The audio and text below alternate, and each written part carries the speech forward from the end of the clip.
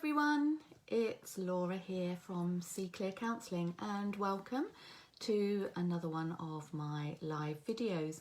And this week we're talking all about health anxiety, and I'll be talking about health anxiety in relation to the coronavirus, but also talking about health anxiety in general. So for those of you that perhaps haven't joined me before, my name's Laura and I run my own private counselling service, See Clear Counselling, in Poole in Dorset, and I offer online video and telephone counselling sessions, and hopefully when we're back to and a bit more normality, I'll be able to go back to face-to-face sessions as well.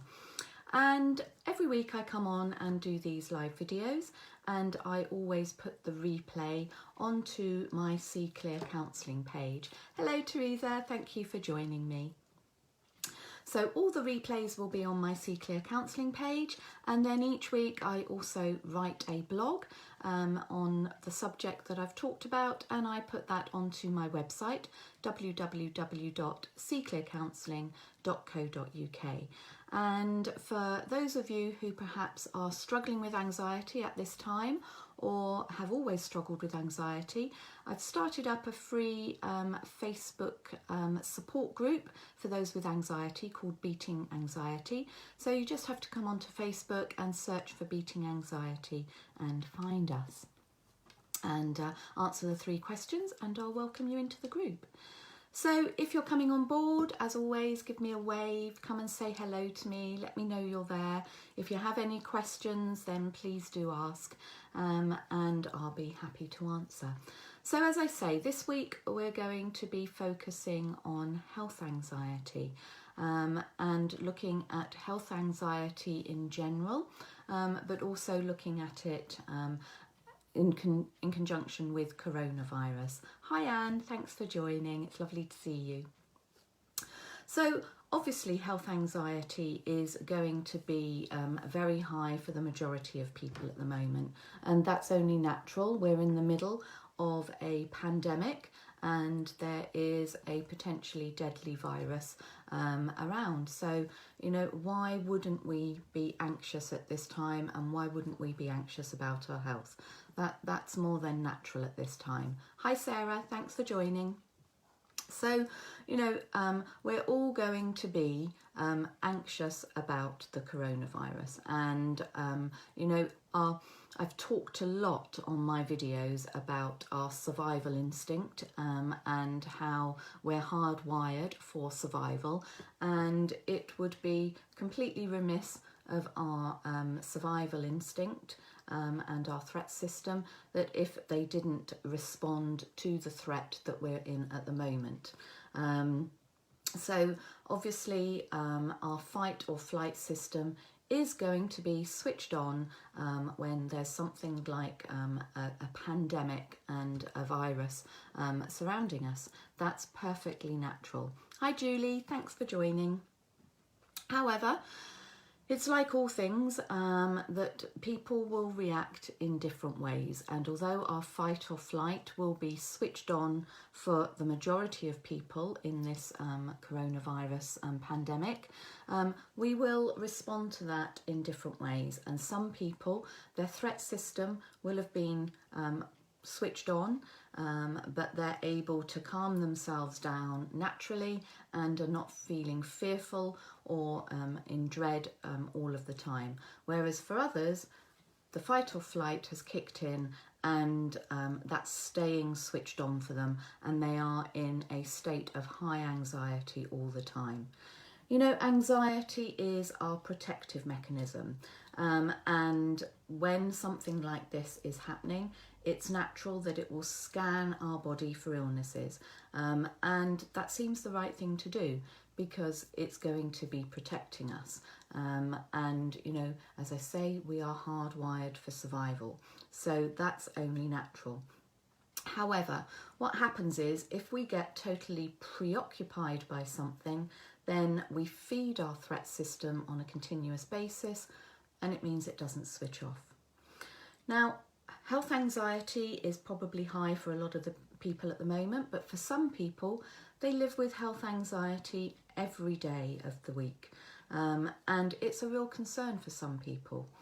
And it's not just someone over exaggerating or being dramatic. For them, it is a real fear or dread of feeling ill and being at risk.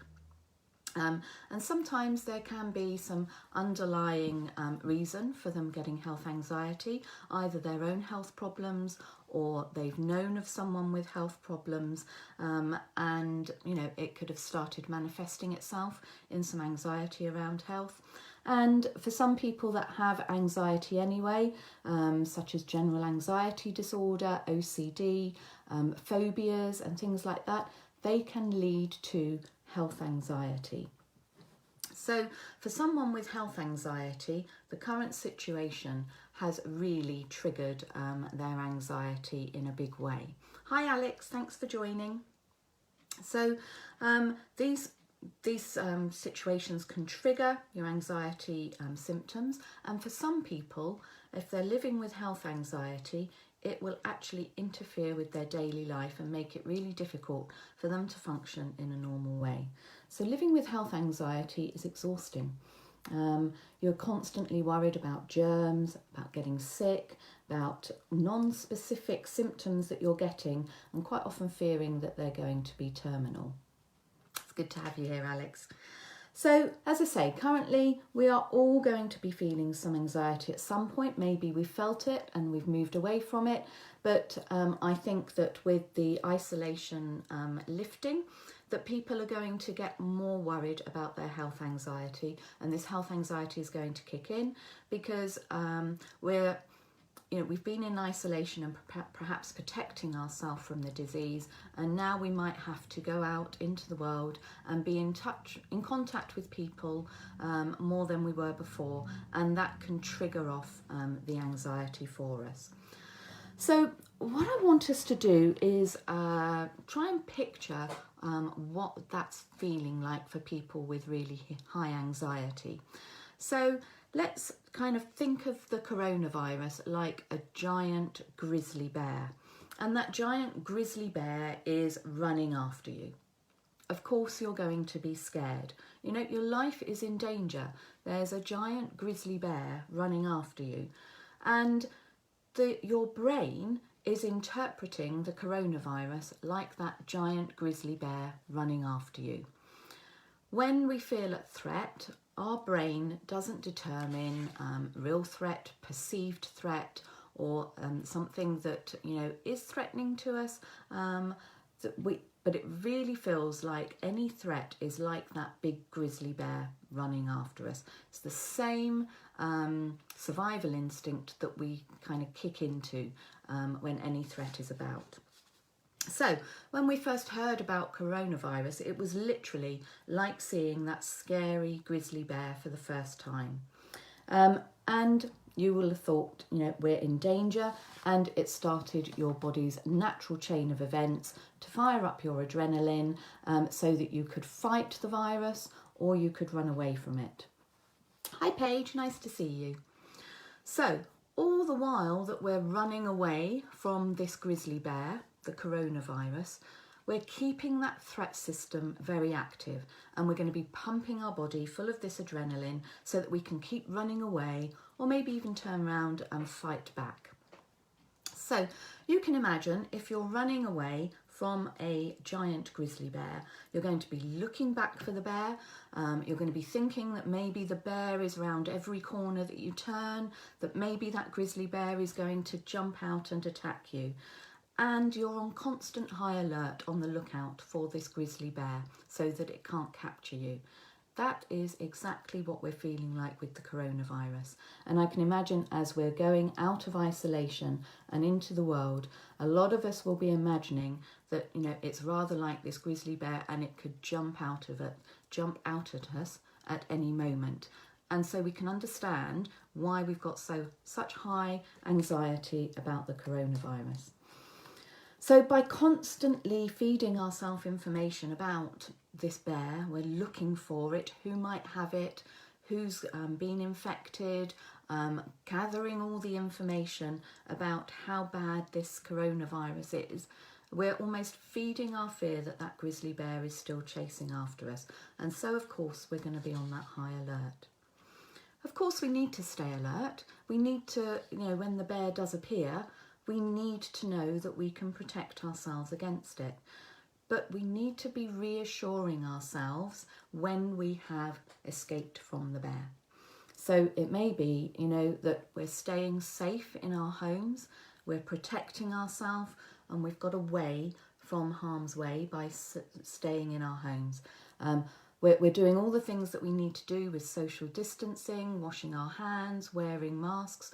If we're doing all those things to protect us, we start to calm down our threat system, because we're saying to our threat system, actually, we're doing everything we can to survive. And so you're not staying in this high state of anxiety. So, we calm ourselves down, but when the bear does appear, when coronavirus does appear, we know that we need to, our anxiety will rise again, and we're going to be in that survival mode again. And that's the natural way that our bodies work. Hi, Chloe, it's nice to see you. So when you have health anxiety, we're probably all experiencing some of that, but we need to understand that, we're not at threat on a constant basis, that we can do things that will keep us safe and protected, and that we can kind of move ourselves away from that grizzly bear and we can protect ourselves. But if you have health anxiety anyway, you're probably going to be in a very high state and consistently looking for the symptoms and the possibility of catching that virus, and perhaps any other illness. And you don't get the opportunity to calm down because you are consistently on high alert. So someone who has health anxiety will constantly worry about their health. They will frequently check their body for signs of illness, such as lumps, tingling, pain. And at the moment, if we cough, we're probably kind of thinking that that's coronavirus. People with health anxiety are always asking people for reassurance that they're not ill. So they will constantly be asking someone, what's this sign? Does this mean that I'm ill? Does this mean that I've got a terminal illness?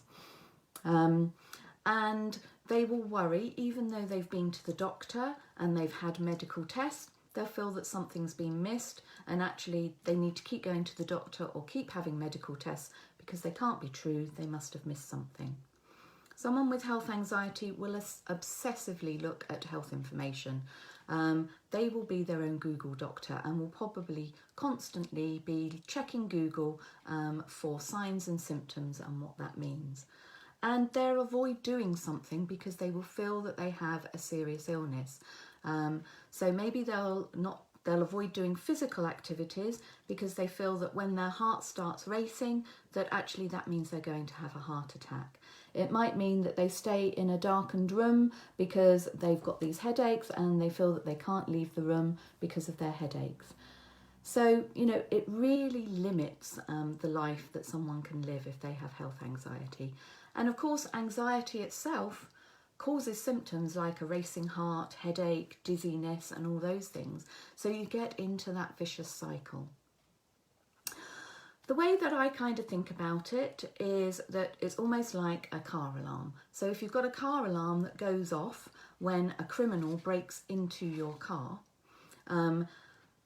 that's fine.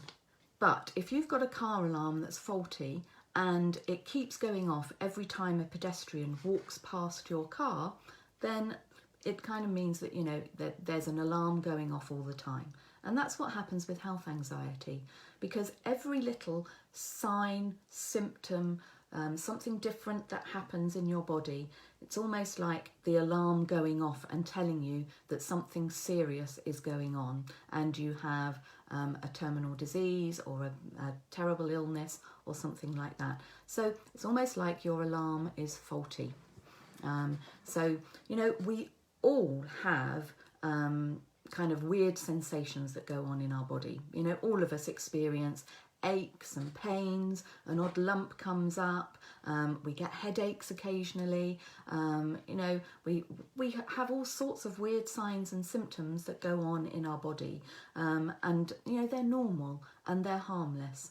But of course, if you've got health anxiety, every little change that happens in your body, you instantly feel that it's associated with something serious. So your alarm is constantly going off.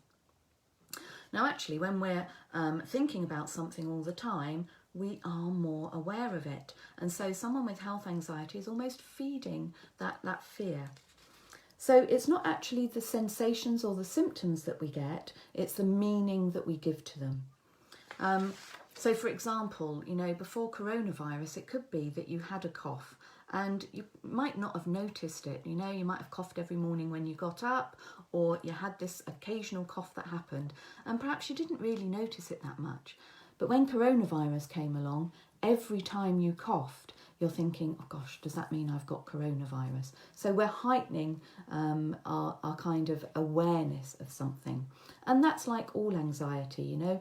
If we give meaning to the thoughts that we have about something, it leads to the emotions that we have and the reactions and the behaviours that we have. So what you need to do is take your focus away from the disease. And I know that that sounds counterintuitive, but that's exactly what you need to do. It's the best thing that you can do. Because actually, if you do get symptoms and they persist, you'll likely not notice the difference in yourself because you've been noticing every little sign and symptom that goes on. And if you focus on those symptoms every day and feeling every change that's associated, you might not notice when there is a real change that happens for you. So therefore, the anxiety could actually be masking something that's really going on for you. You know, remember that car alarm? It's going off all the time instead of actually going off when something is seriously wrong. So we need to kind of rationalise our thoughts, take away our awareness and kind of try and calm that threat system down. And by calming ourselves down, the threat system will kick in when we really need it. So some tips around what you can do with the anxiety around your health. And if you have health anxiety, then these are really important tips for you to take note of. So I've said across all of the pandemic that actually we need to reduce our news intake, because what that does is consistently fill our brain with all of the bad stuff about coronavirus, because the news only reports the bad stuff and the dangerous stuff. And so if you're watching the news, you're consistently hearing about, you know, the number of deaths, what's happening, that people are now kind of not social distancing and all those sort of things. And so you're actually hearing all of the bad stuff. So think about where you get your information from, especially relating to health. So perhaps just look on the Gov.uk website or the NHS website. I hate to say it, but news and media programmes actually want viewers, and so the negative stuff actually enhances their viewing figures. So they're going to put things in this kind of threatening way because that's what gets viewers. So try and reduce the amount that you're listening about the coronavirus. Don't constantly Google the symptoms, because as I said before, this will just raise your awareness on your symptoms, and you can kind of go down a rabbit hole of misinformation. And if you've got health anxiety, you probably Google every symptom that you get, and you've probably convinced yourself that you've got nearly every kind of disease or illness that is associated with that symptom, and you can really feed your fear and feed your anxiety. You also need to try and stop asking others for reassurance by asking them constantly about your symptoms, because that just means that you focus yourself back on your symptoms, and again you're raising your awareness around what might be happening for you, and then you start becoming reliant on their reassurance that everything is okay. So again, try and practice perhaps, if you need to ask for their reassurance, try and reduce the amount of time that you ask for someone's reassurance and get that time down on a daily basis. Distracting yourself is always a good thing for anxiety, so distract yourself away from thinking about your health on a constant basis, because just because you do feel a symptom, it doesn't mean that it really is something to do with an illness or the coronavirus.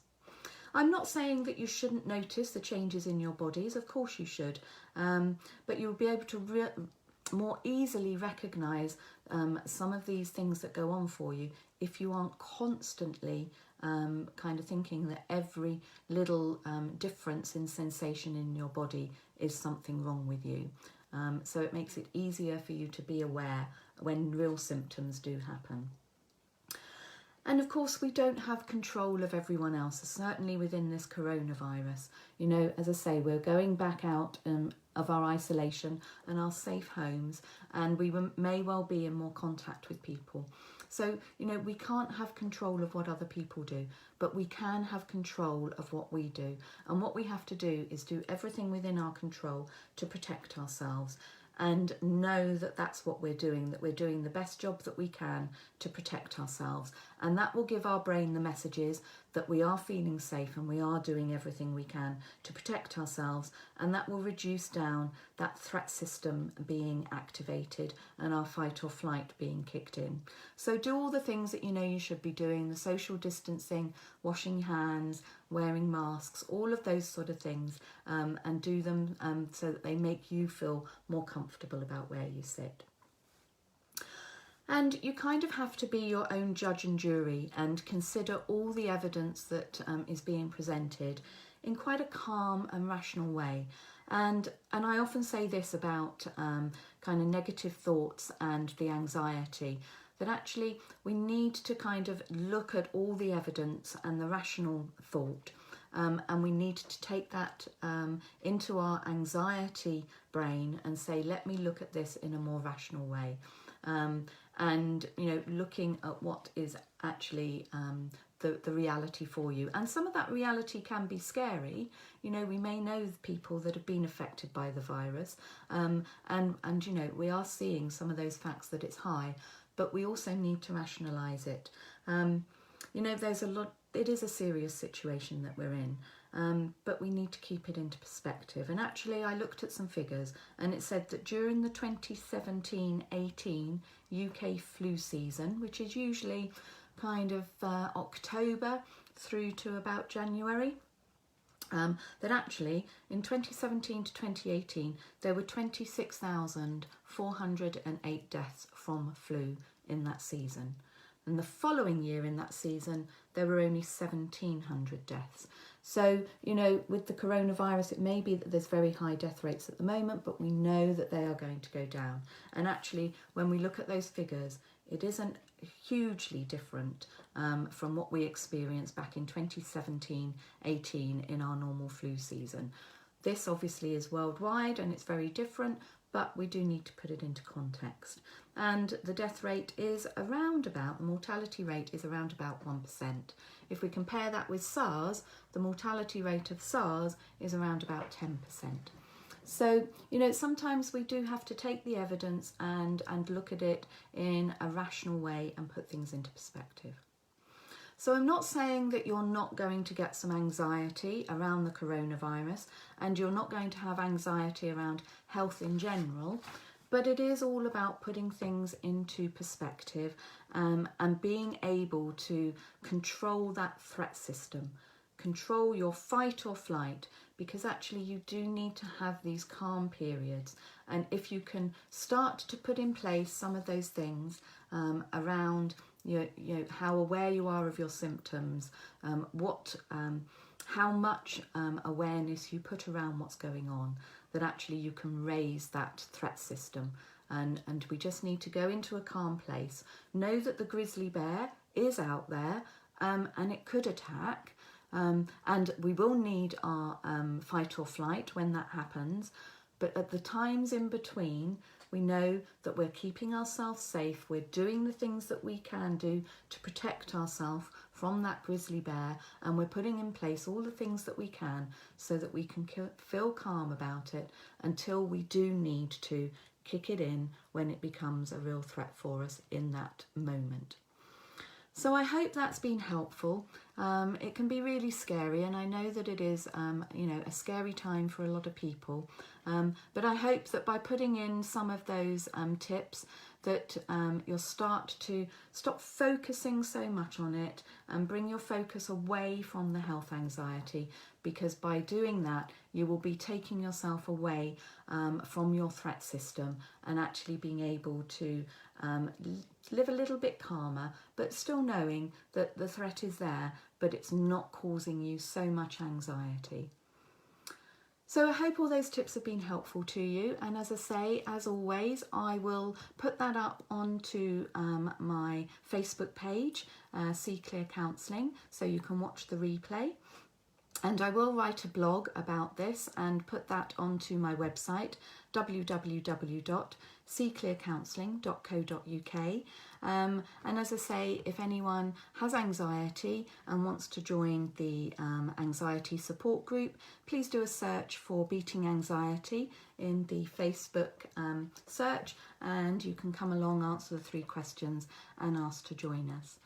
And of course, as I say, I'm offering online video counselling service, I'm offering a telephone counselling service, and hopefully soon be back into face-to-face counselling as well. So I'll be here again next week at 4:30. Think of a different subject to speak to you all about. I haven't yet decided what that will be. No singing this week. I feel that we were in a little bit more of a serious place perhaps than we were last week when we had a little bit of singing. But I hope that now you will start to think of your health anxiety, of how you need to calm yourself down so that you don't get into that vicious cycle of feeding your threat system with how bad symptoms can be, and feeding your threat system around the fear and dread of illness and disease, and actually be able to calm it down so that your threat system works for you properly when you really need it. That's it for today, folks. Thanks ever so much for joining me, and I'll see you again next week. Take care now. Bye-bye.